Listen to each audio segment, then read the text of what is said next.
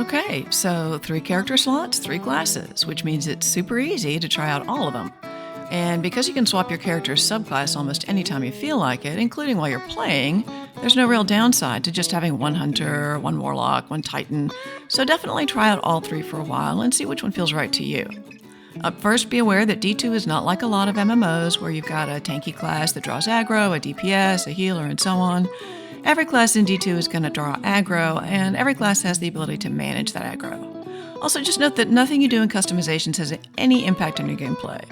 Doesn't matter whether you choose human, awoken, exo, masculine, feminine. It's all just visuals, so as soon as you're done, click finish, and you'll be able to log in on your new character.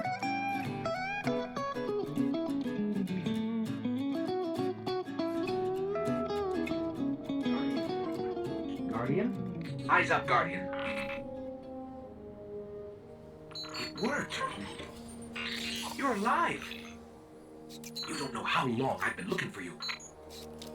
Okay, so this little guy, he's your ghost, a friendly AI who sticks by your side and does useful things like hack through computer logs, give you tips about what to do next, speak for you in almost every circumstance, and bring you back from the dead.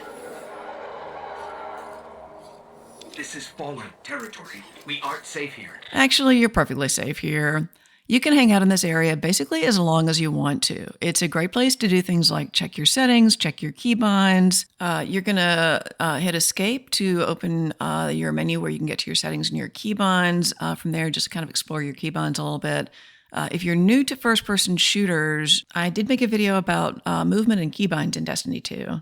I'll link that below. It's definitely, you definitely want to know where your keybinds are. You're going to really rely on them a lot as you go through the game. I have to get you to the city.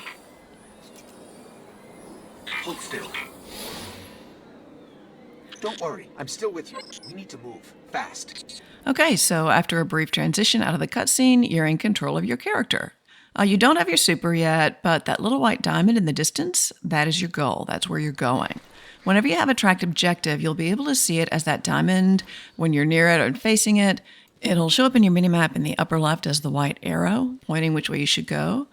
It gets a little odd sometimes because sometimes it'll seem like it's behind you. And what that means is, maybe you need to go down some stairs and double back or something like that. So try not to get too frustrated. You can always check your map. So this is where you get your first gun. Now, you're going to need to hold down the interact button. It is not a tap and release. It's also not going to be the same as mine. I rebind everything.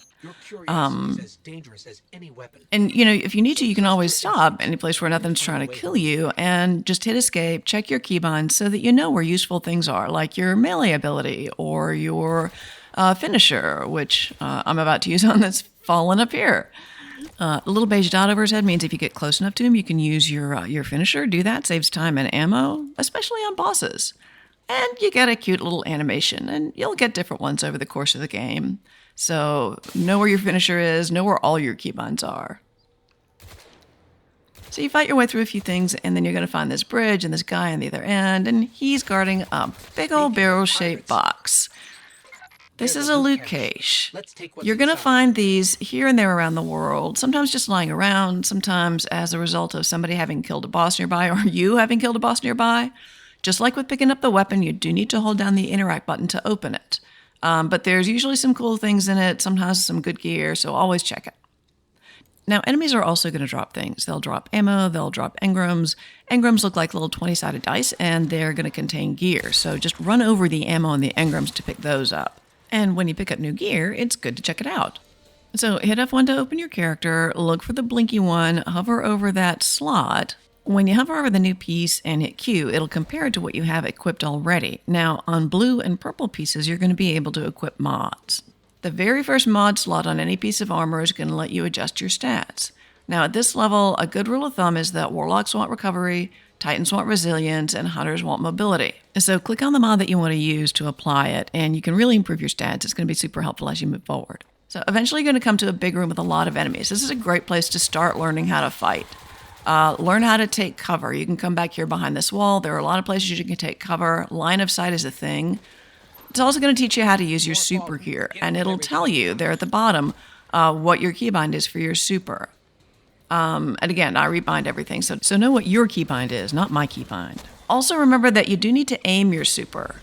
Aiming is a thing in this game. So just keep fighting your way through this room, practicing your aim. Your minimap in the upper left corner will always show you red if there are enemies nearby. When you're aiming down sights, you will not see your minimap. Once you stop aiming down sights, you can see if you have any enemies left, and if you don't, then you can kind of stop and take a breather. So you can hit F1 here to open your character, right-click on the diamond in the upper left that shows you what subclass you're running, and you can see what abilities you currently have unlocked. Anyway, once you're done fighting all the enemies in this room, then you're going to go ahead and go through that doorway, turn to your left, and keep going. As you come down here, when you get to the fan, turn right, and then turn left, and you're going to find yourself in a big open area. Up there ahead of you, there's probably going to be a big old walker. It's like a big giant metal spider sort of thing, or it's not really. It's a big thing with legs, and it'll kill the fuck out of you. So work on killing the shanks, which are those floaty metal things. Work on killing the fallen. Don't worry about dying. You're probably going to die, but this is baked into the lore. It's what we do. So your ghost is going to be scanning. You just keep fighting, and you'll be able to see on the left-hand side the percentage of the fallen that you've killed. Before your ghost will find the friendly signal that takes you on to the next section. So once you find the signal, come to the back of the area, this big area. All right, you see where you came in over there. Now you're going to go over here and run through that open doorway where, once again, we see that diamond. And this is going to take you on towards meeting Shaw, who's going to be your guide, sort of, for the next part of the tutorial missions.